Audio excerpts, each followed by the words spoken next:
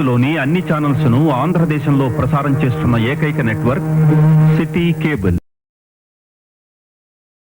Welcome to city cable news. బులెటిన్లో ముందుగా headlines.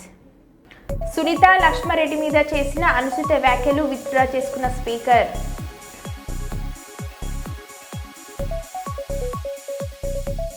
Advocate protection act కోసం అడ్వకేట్ల నిరసన.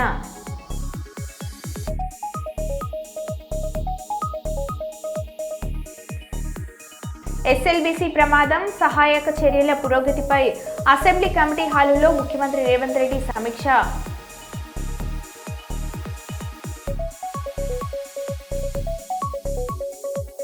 ములుగు జిల్లా వన్యప్రాణుల సంరక్షణ కోసం ములుగు జిల్లాలో ఫారెస్ట్ అధికారుల ప్రత్యేక చర్యలు. చిత్తూరు జిల్లా కుప్పం నియోజకవర్గం టీడీపీ పార్టీ కార్యాలయంలో మీడియా సమావేశం.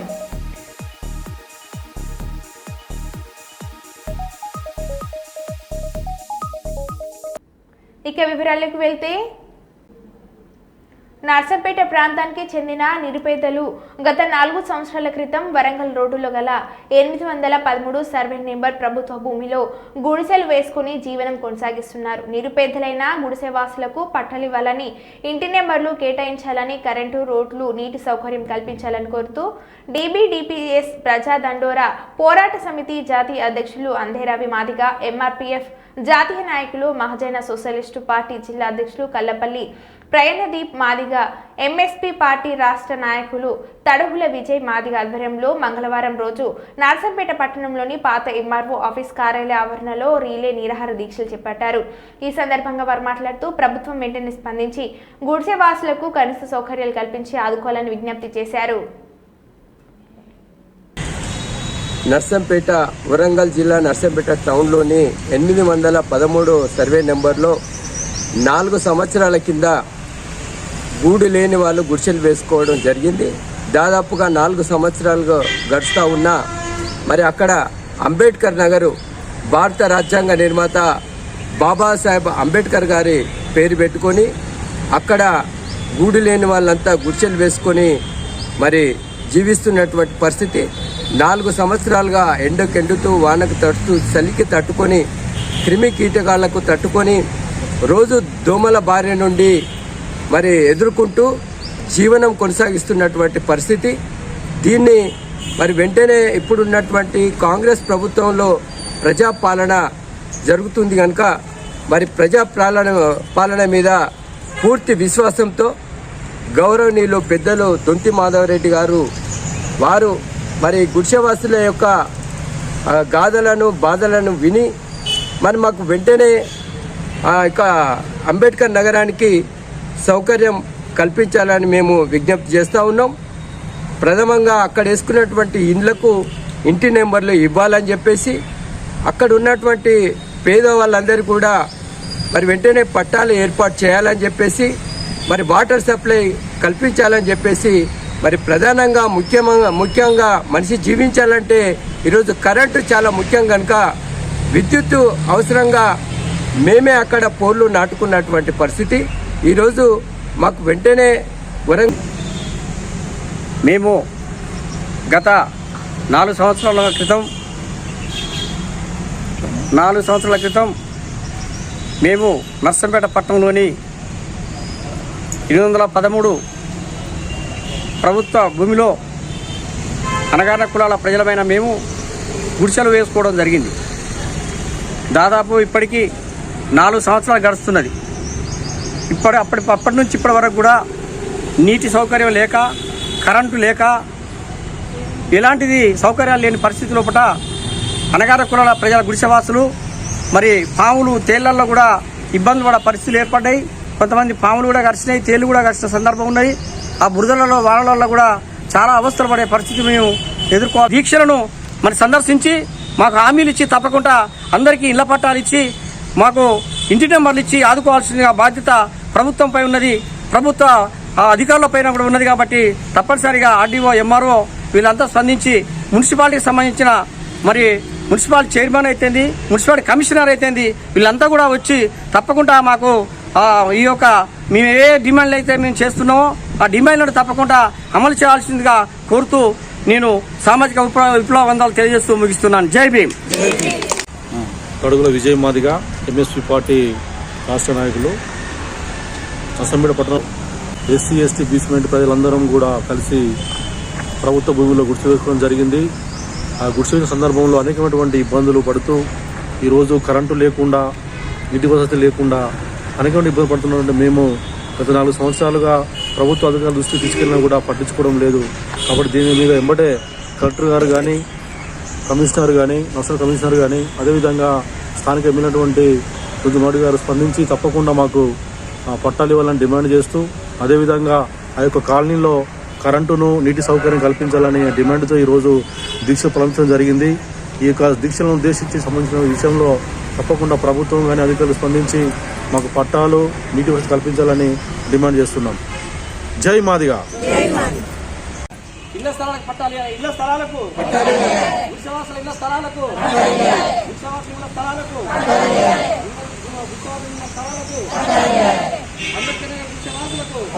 వన్యప్రాణుల సంరక్షణ కోసం ములుగు జిల్లాలో ఫారెస్ట్ అధికారులు ప్రత్యేక చర్యలు. వేసవి తీవ్రత ఎక్కువగా ఉండటంతో వన్యప్రాణుల కోసం అడవిలో కృత్రిమ నీటి కుంటలు నిర్మాణం, అడవి జంతువులను వెంటాడే వాటిని గుర్తించి వారి కోసం ప్రత్యేక ట్రాప్ కెమెరాలు ఏర్పాటు.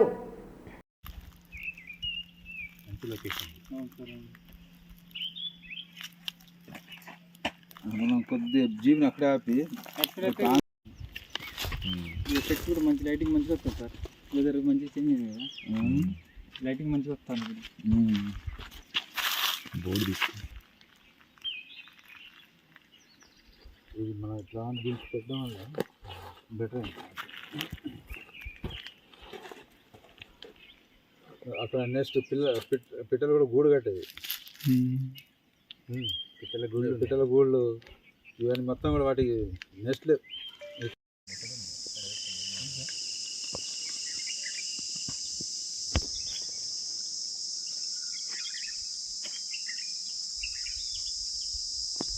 అక్కడికి వెళ్దాం సార్. దీనికి ఏమున్నాయి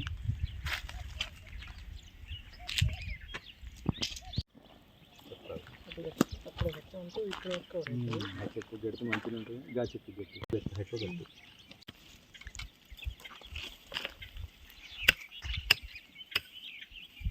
ఎట్లా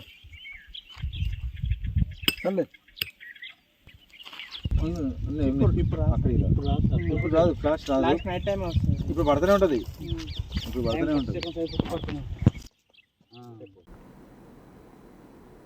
నేడు అసెంబ్లీ సమావేశంలో మహబూబాద్ నియోజకవర్గంలో నూతనంగా ఏర్పడినటువంటి ఇనుగుర్తి మండలం కేవలం 15,000 ఓట్లతోనే మండల కావడం జరిగిందని, ఇనుగుర్తి పక్కనే ఉన్నటువంటి మేతిరాజుపల్లి గ్రామానికి ఇనుగుర్తి మండలంలో కలపాలని, అదేవిధంగా 500 ఓట్ల జనాభాపై ఉన్నటువంటి రామంచపురంని ఎర్రంపల్లిగూడెం నుండి విడదీసి దాన్ని కొత్త గ్రామ పంచాయతీగా చేయవలసిందిగా కోరారు. మహబూబాద్ మండలంలో సింగారం గ్రామ పంచాయతీలో ఉన్నటువంటి వెంకట్రామ తండాను నూతన గ్రామ పంచాయతీగా చేయవలసిందిగా కోరారు. అయోధ్య గ్రామంలో ఉన్న భజన తండాను విడదీసి భజన తండాను నూతన గ్రామ పంచాయతీగా చేయవలసిందిగా కోరారు. ప్రభుత్వానికి ప్రతిపాదనలు అందించాం, తొందరగా గ్రామ పంచాయతీలు ఏర్పాటు చేసే విధంగా మీరు చర్యలు తీసుకుంటారని ప్రభుత్వాన్ని వారు కోరారు. నెల్లికూదురు మండలంలో ఉన్నటువంటి రామంజాపురం పెద్ద గ్రామం అధ్యక్ష, ఎస్సీ గ్రామం, 500 జనాభా పైన ఉన్నటువంటి రామంజాపురం ఎర్రబల్లిగూడెం నుంచి విడదీసి దాన్ని కొత్త గ్రామ పంచాయతీగా చేయవలసిందిగా కోరుకుంటూ, అదేవిధంగా మహబూబాద్ మండలంలో మనకు సింగారం గ్రామ పంచాయతీలో ఉన్నటువంటి వెంకట్రామ్ తండను సెపరేట్ గ్రామ పంచాయతీగా, అదేవిధంగా అయోధ్య నుంచి భజన తండను వేరు చేసి సెపరేట్ గ్రామ పంచాయతీగా చేయాల్సిందిగా ఆల్రెడీ ప్రతిపాదనలు పంపించాం అధ్యక్ష. అది తొందరగా గ్రామ పంచాయతీలకు ఏర్పాటు చేసే విధంగా మీరు చర్యలు తీసుకుంటారని మీ ద్వారా ప్రభుత్వానికి నివేదికలు పంపించడం జరిగింది. Thank you. ఎస్ఎల్బీసీ ప్రమాదం సహాయ చర్యల పురోగతిపై అసెంబ్లీ కమిటీ హాల్లో ముఖ్యమంత్రి రేవంత్ రెడ్డి సమీక్ష. హాజరైన మంత్రులు ఉత్తమ్ కుమార్ రెడ్డి, జూపల్లి కృష్ణారావు, పొంగులేటి శ్రీనివాస్ రెడ్డి, ప్రభుత్వ ప్రధాన కార్యదర్శి శాంతికుమారి, ఉన్నతాధికారి.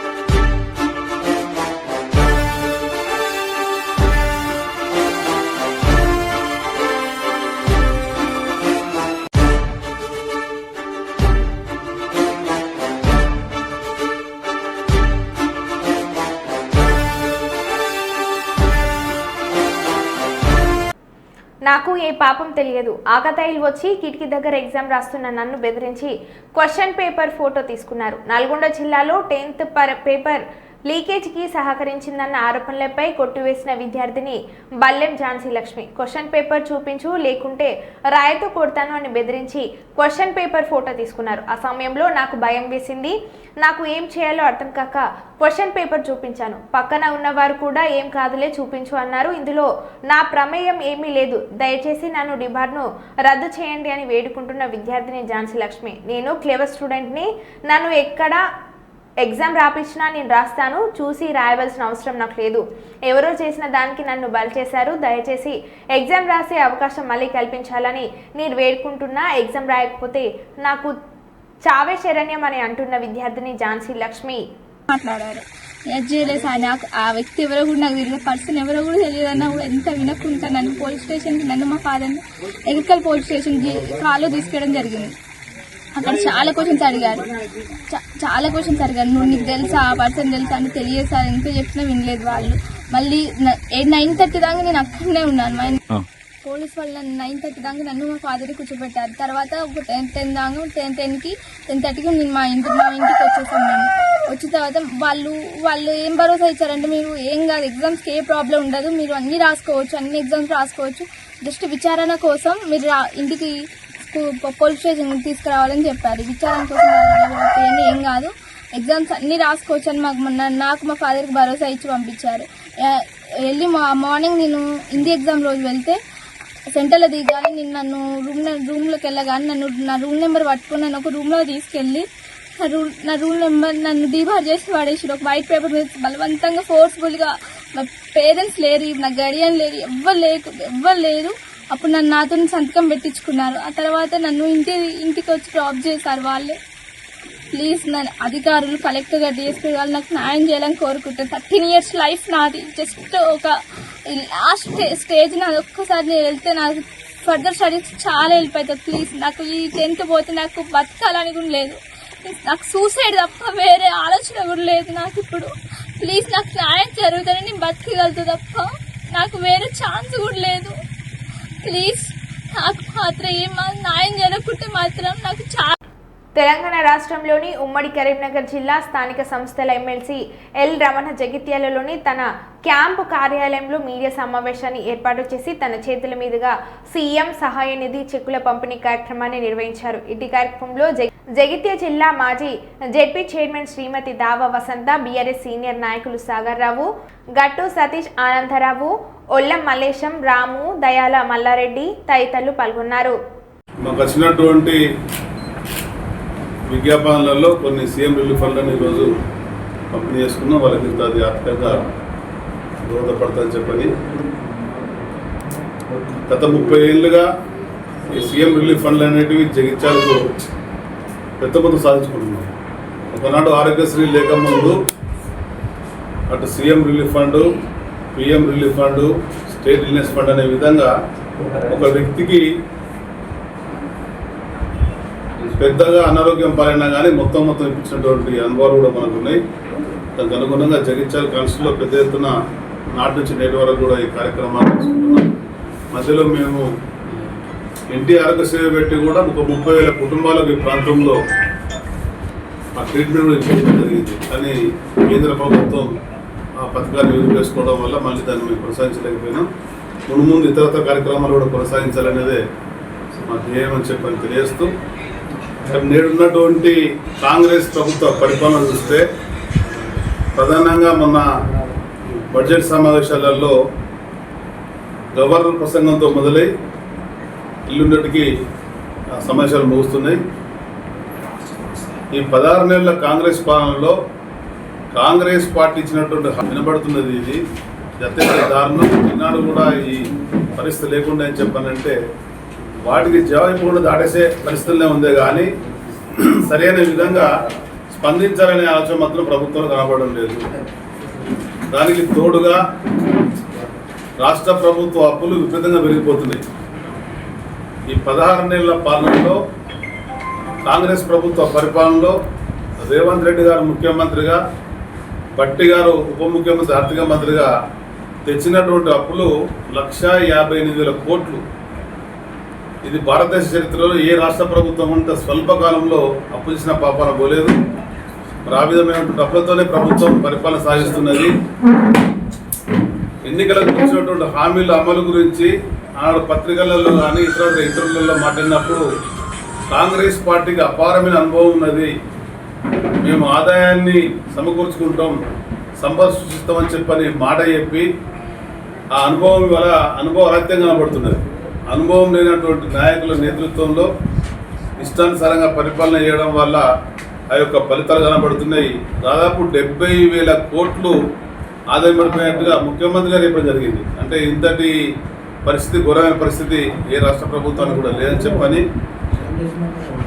ఈ రాష్ట్రంలో వ్యవసాయదారుల యొక్క ఆత్మహత్యల పరంపర కొనసాగుతూనే ఉన్నది.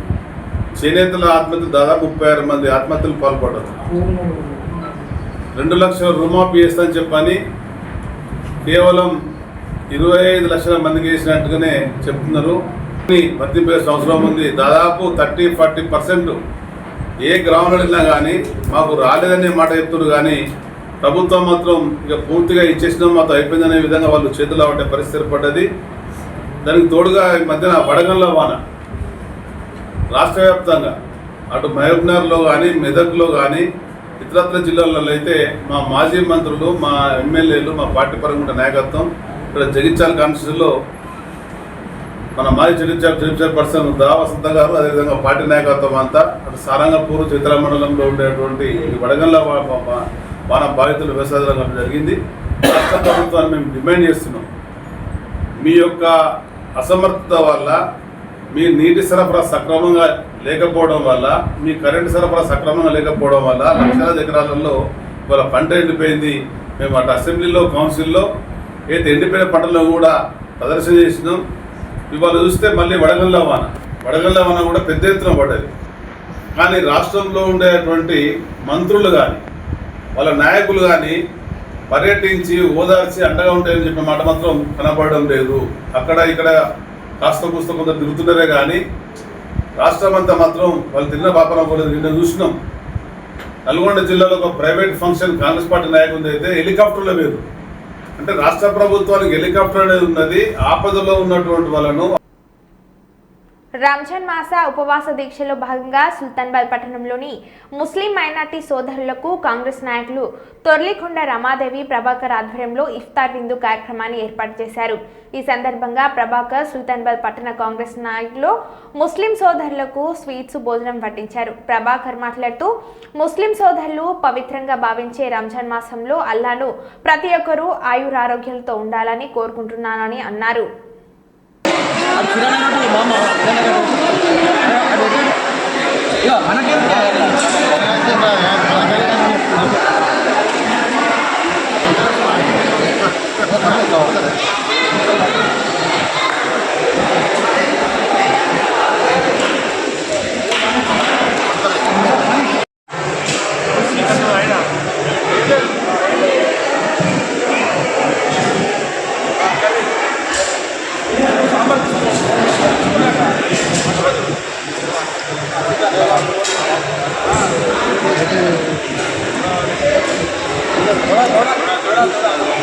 పెట్టుకుంటారా